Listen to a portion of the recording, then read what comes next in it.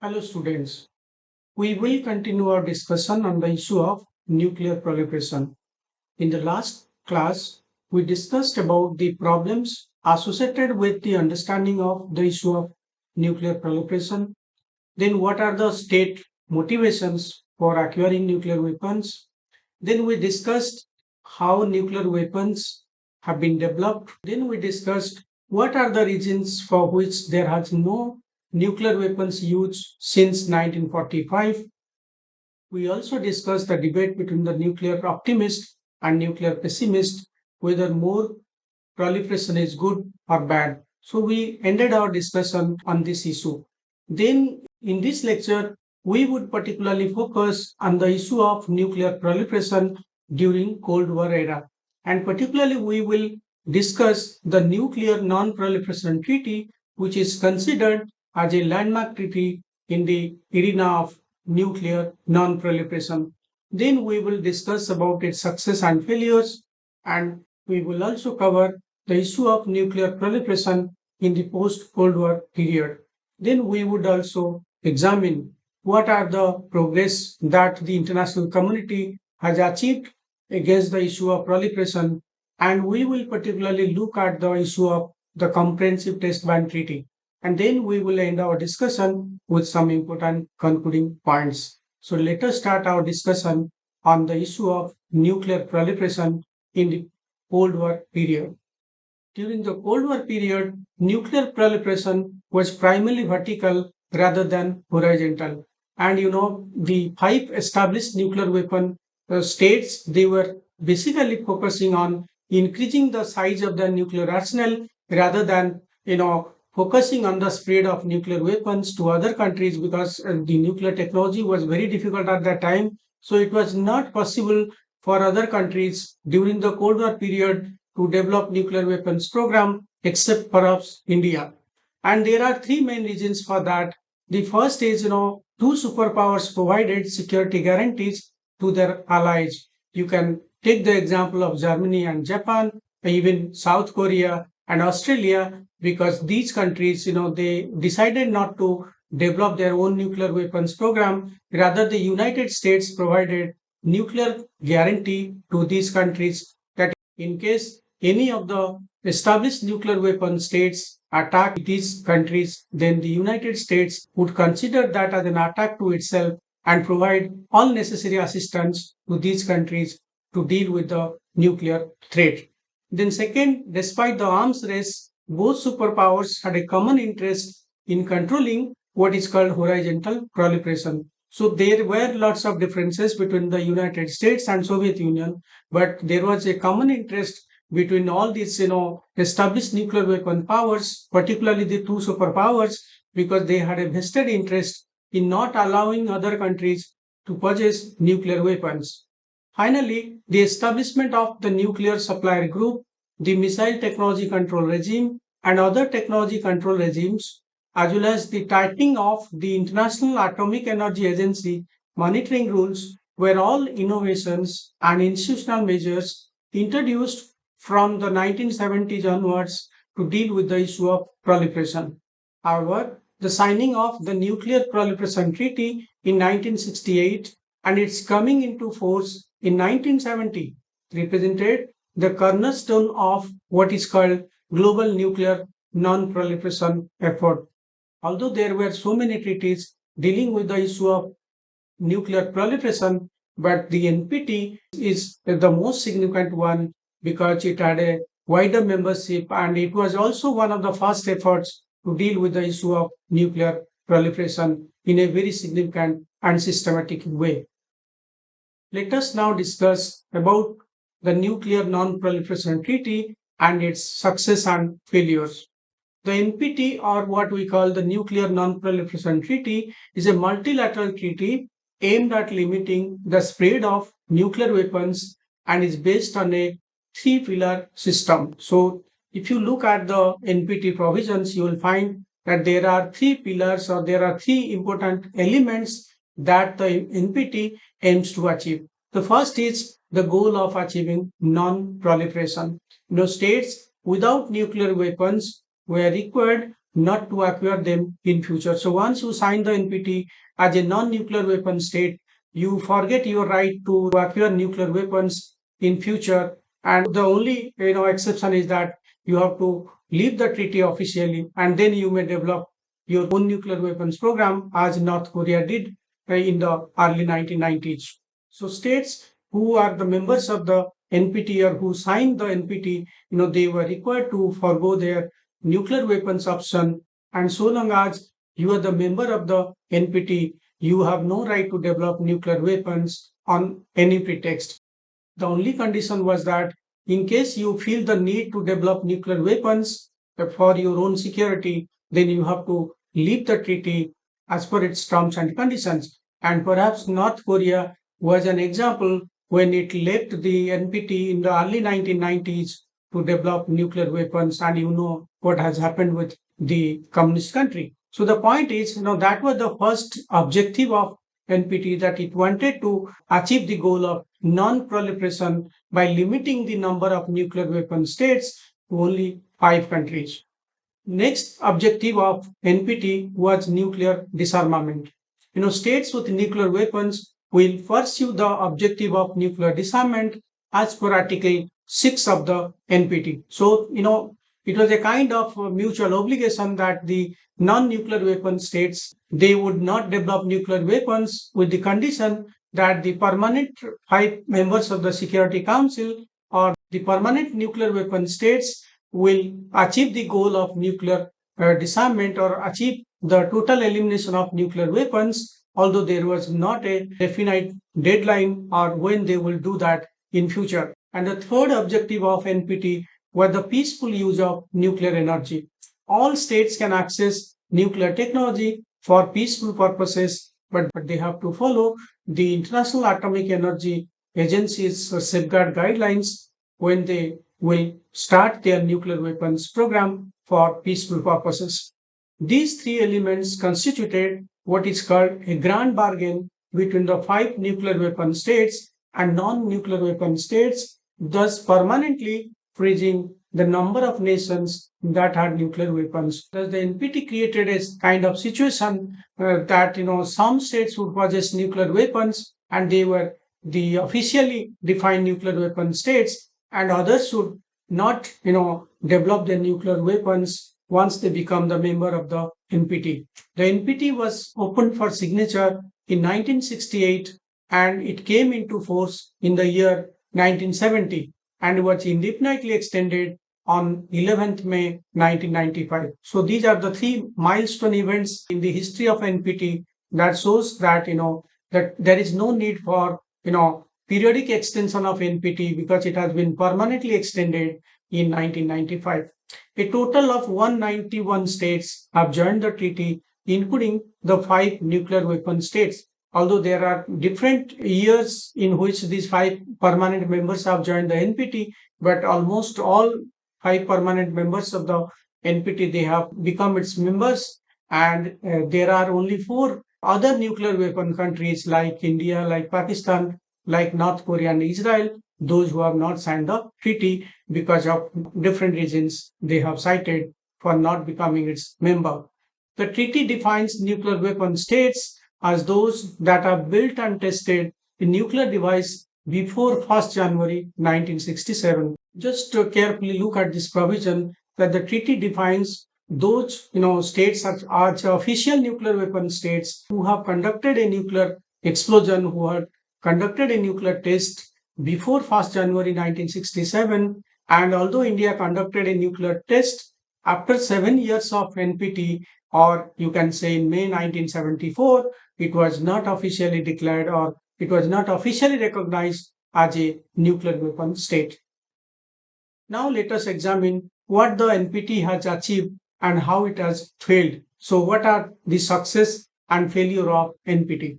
The supporters of NPT argue that it is the only treaty that has seen large-scale participation, including the 5 permanent members of the UN Security Council or the 5 nuclear weapon states. That is a testament to the treaty's significance. So this is the only treaty where you will find the 5 permanent members of the Security Council and also the five nuclear weapon states, they are the members, and that shows its strength as a significant nuclear non-proliferation treaty.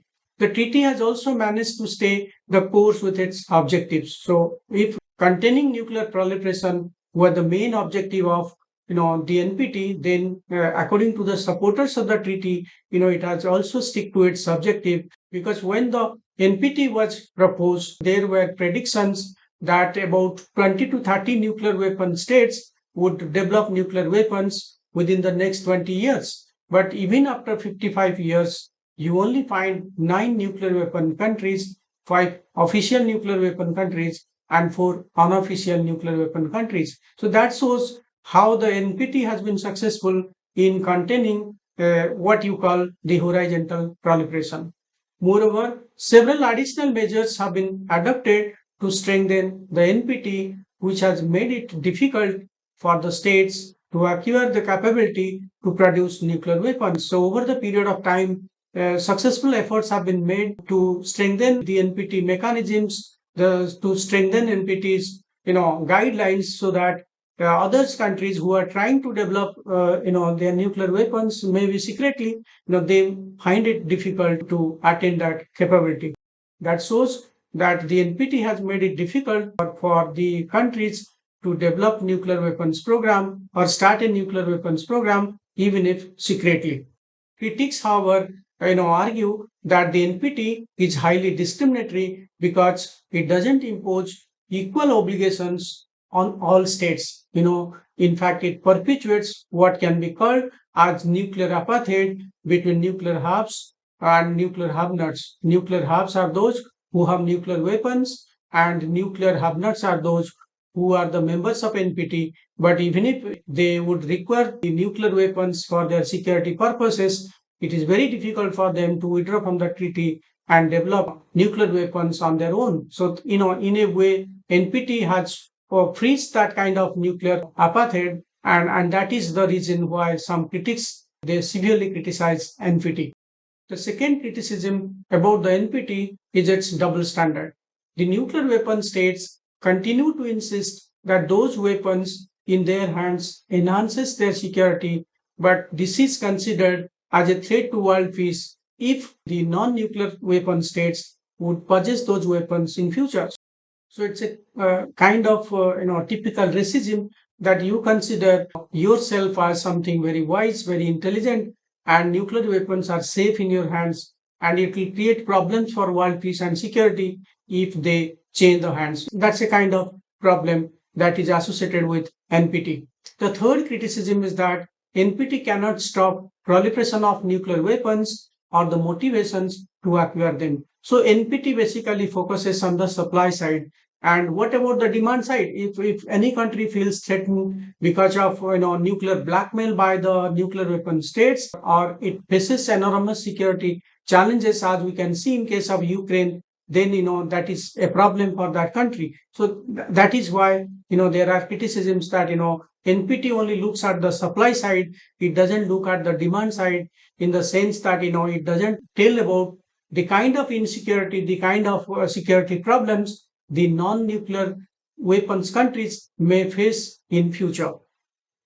Finally, after 55 years of NPT, the goal of nuclear weapons free world still remains elusive, because the 5 authorized nuclear weapon states still have about 13,400 nuclear warheads in their combined stockpile. And this may be sufficient for destroying the whole world for so many times. That shows that even if there was an obligation on the part of the nuclear weapon states to dismantle their nuclear weapons and work for nuclear disarmament in future, but they have not done that. In fact, they have miserably failed in their responsibility, and that is the reason why we have about 13,400 nuclear weapons in the combined nuclear arsenal of these established nuclear weapon states. Now let us discuss about the problem of proliferation in the post-Cold War period. There are 4 kinds of nuclear proliferation concerns in the post-Cold War era.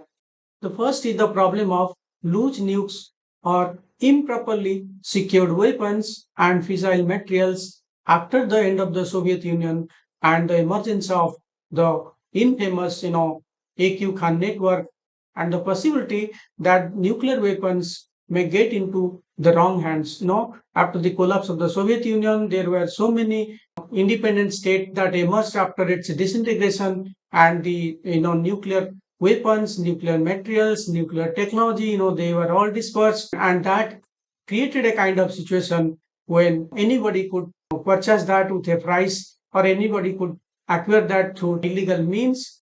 Although the emergence of a Q Khan network is considered as one of the significant reasons for nuclear proliferation, but it is still disputed whether in a country like Pakistan, where the nuclear program is highly secret and heavily guarded by the army, a single person can sell those technologies and materials to other countries just for monetary profit, or maybe for some other reasons. And many scholars consider that, by scapegoating one particular individual, you save the country, you save its army. So, many don't buy the theory of AQ Khan network for nuclear proliferation. Rather, they think that, Pakistan is directly responsible for, helping countries like North Korea, Iran, and Libya for developing nuclear weapons secretly. Another nuclear proliferation concern is the modernization of existing nuclear arsenals by the established nuclear weapon states, and they are not only modernizing their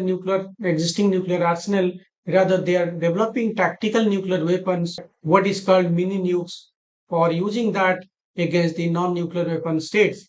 And also there are concerns about the existing nuclear arsenal of countries like Pakistan and North Korea, which are under constant political and economic instability. So if Pakistan collapses tomorrow, or if there is grave political instability or economic instability in that country, so how it will guard its nuclear weapons, or is there any guarantee that it will not sell its nuclear technology to other countries for a price? So, these are mainly the concerns that countries like Pakistan, countries like North Korea, so those who are facing enormous social, economic, and political problems, may create another situation where they may be forced to sell their technology or transfer that technology to other countries for a price. So that is another concern.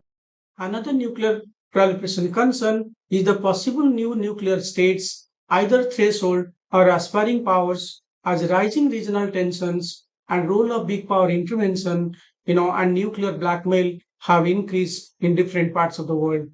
So now we find a kind of situation where there are global tensions and a regional crisis that may encourage some countries to seriously think about nuclear weapons, either secretly or openly, like as we can see in case of Iran and Ukraine. In fact, there are some other countries like Japan, Germany, and other countries like Saudi Arabia who are thinking of seriously developing nuclear weapons because they feel insecure, they feel threatened because of the rising regional tensions. So that may create a situation when we have so many nuclear weapons countries because of the deteriorating global security environment and regional security environment.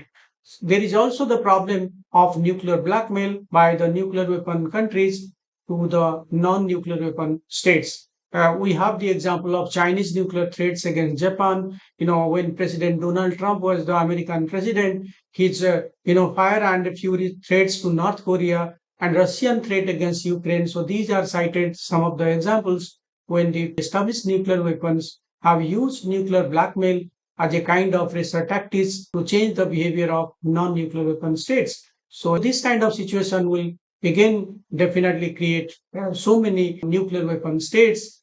So they will develop their nuclear weapons, whatever may come in their way, but they will definitely do that because they cannot, live in a situation when the established nuclear weapons powers will use nuclear threat or nuclear blackmail, and they will feel vulnerable. So in order to come out with that situation, they will develop their own nuclear weapons program. There is another proliferation concern in the post-Cold War period, and that is the potential collapse of the non-proliferation regime itself if too many revisionist states or other actors acquire nuclear weapons. So if this situation really materializes, then there will be so many, new nuclear weapon states, and that may create or that may pose as a threat to the existing nuclear non-proliferation regime. So these four kinds of concerns on the issue of nuclear proliferation in the post-Cold War era, particularly the issue of loose nukes and the modernization and the development of tactical nuclear weapons by the established nuclear weapon states, and the possible scenario when we have so many other nuclear weapon countries. If that situation happens, then definitely that is going to pose a serious challenge to the existing nuclear non-proliferation order. Let us now examine the progress international community has made against the issue of proliferation in the post-Cold War period. Of course, some progress has been made by the international community in containing nuclear proliferation in the post-Cold War period, but this is not enough. This is not sufficient. We can have few examples in this area. First is the 1996 advisory opinion of the International Court of Justice on nuclear weapons, when the ICJ, ruled that nuclear weapons are generally illegal and advised all, countries, particularly the permanent five members of the Security Council, to conclude negotiations on nuclear disarmament in all its, aspects. So this judgment of the ICJ is considered as a landmark because it not only considered nuclear weapons as illegal, and it is immoral to develop those nuclear weapons because of its devastating impact. So it also advised the established nuclear weapons states of all countries possessing nuclear weapons to work in the arena of nuclear disarmament. The second major initiative in the arena of proliferation or countering nuclear proliferation is what is called the Proliferation Security Initiative. This initiative was launched in the year 2003 by the United States, and it is an informal and voluntary partnership of countries without an organizational framework or treaty, which facilitates cooperation to stop the transport of WMD technology and materials to and from states and non-state actors of proliferation concern. So basically, this is an USA initiative, and there are so many countries, those who have voluntarily joined this, proliferation security initiative. And the main purpose of proliferation security initiative is to stop the transport of WMD materials and technologies to and from countries and non-state actors which are considered as proliferation concern. The third is what is called the Global Partnership Against the Spread of Weapons and Materials of Mass Destruction. And it is basically a 2002 G7 led 31 member and USA $20 billion international initiative that coordinates funding and in-kind support to vulnerable countries around the world combating the spread of WMD technology. So it is basically an initiative, an international initiative led by again the United States to help the vulnerable countries who have nuclear material, nuclear technology, or even nuclear reactor.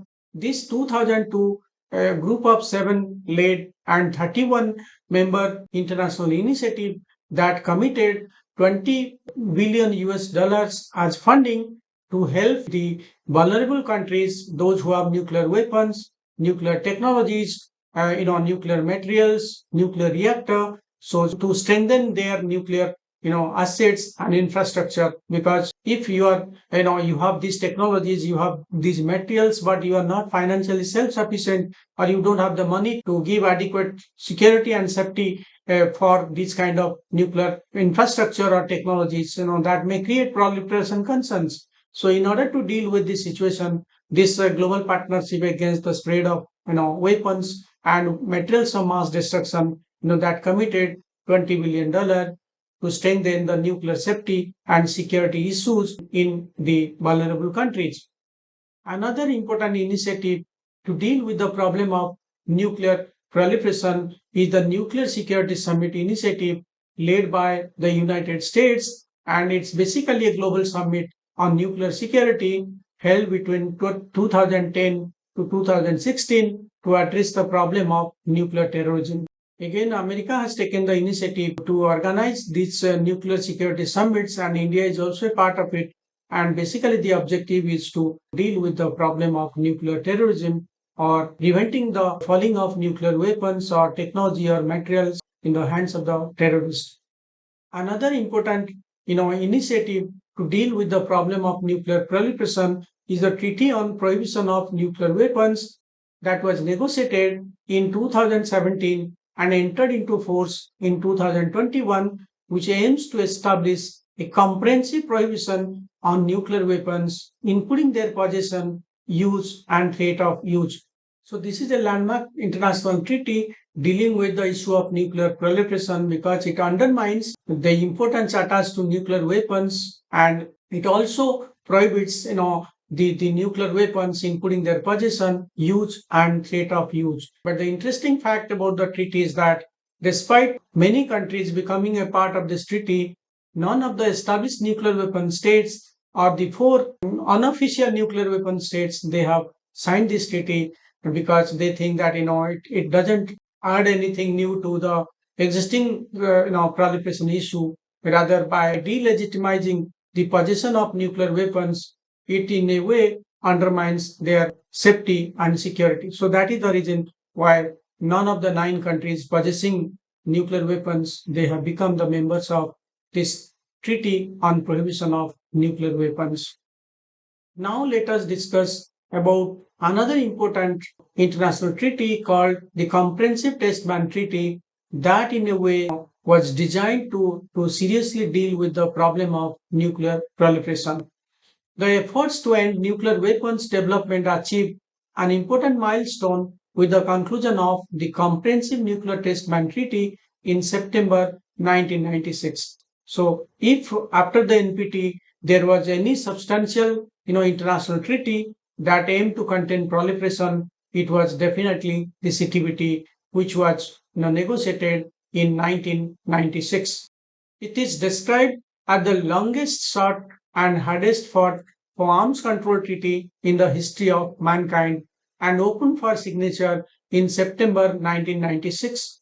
It obliges countries that sign and ratify not to carry out any kind of nuclear explosions, whether for military or peaceful purposes.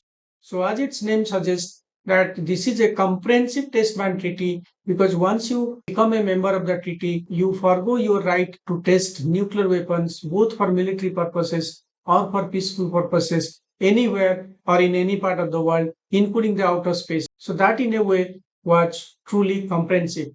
But the pace of the progress has been very slow among the 44 countries whose ratification is required for the treaty to enter into force, and the rejection of the CTBT by the United States Senate in 1999 and of course by China was considered as a kind of setback for the progress of the treaty. During CTBT negotiations in the Conference on Disarmament in Geneva, India put forward a number of proposals that would have made the CTBT a truly comprehensive treaty and be a part of the step-by-step process of eliminating all nuclear weapons. So when the CTBT was being negotiated, India was a part of the process, but India had suggested some important measures to make the treaty truly comprehensive, and it could have been a stepping stone for achieving the global objective of eliminating all nuclear weapons. But these proposals were rejected, and in fact, Article 14 on entry into force clause was added with the Chinese pressure requiring India to join the treaty before it became operational. And this is why India started opposing the CTBT and it did not sign the CTBT. This entry into force clause of the CTBT or Article 14 of the CTBT is considered as highly controversial because it required 44 countries, those who are having nuclear weapons or the nuclear know-how or nuclear materials and technology, unless and until they become the members, the CTBT would not come into force. In a way, that is also a violation of international law because international law requires that unless and until you voluntarily sign some treaty, you are not bound by its provisions. But there were reports that the Chinese were instrumental in inserting this entry into force clause because their main purpose was to forcefully bring India into the CTBT, even if India criticized the CTBT, even if India refused to be a signatory of CTBT. But in any way, CTBT has lost its importance because the Americans, particularly its Senate, refused to ratify the treaty. And because the Americans have not ratified the treaty, so it is natural for countries like China not to sign the CTBT. So although the CTBT has not become a legal international document because 44 countries have not signed or ratified it, but we cannot deny the fact that, ever since the CTBT was open for signature, not a single country except North Korea has actually conducted a nuclear test. And if any nuclear test would be conducted by any nuclear country, that may encourage others to follow the step. So in a way, it is not because of CTBT, of course, but it is because of the prevailing international taboo not to conduct any kind of nuclear test because most of the countries also, those who are nuclear weapon states, they have conducted enough nuclear tests because they can conduct a subcritical test through their supercomputer with the advance of technology, with the advance of knowledge. Let us now end our discussion with some important points. Future success in preventing the spread of nuclear weapons would depend on international cooperation, especially among the great powers. Those who possess nuclear weapons, their cooperation is necessary for combating nuclear proliferation or for dealing with the issue of proliferation. Moreover, global non-proliferation architecture needs to have a broader perspective and innovative means to integrate rising powers like India. So there are countries, those who develop nuclear weapons after the NPT came into being, and I discussed about the four countries. So unless and until these four countries are part of the nuclear non-proliferation order, so it may become difficult for combating nuclear proliferation because countries like Pakistan, countries like North Korea, they have already transferred their nuclear technology, their nuclear know-how, and of course India has a good track record of nuclear non-proliferation because it has not shared its nuclear know-how or nuclear material or weapons to any other country. But either for good reasons or bad reasons, these countries should be a part of the global nuclear non-proliferation order.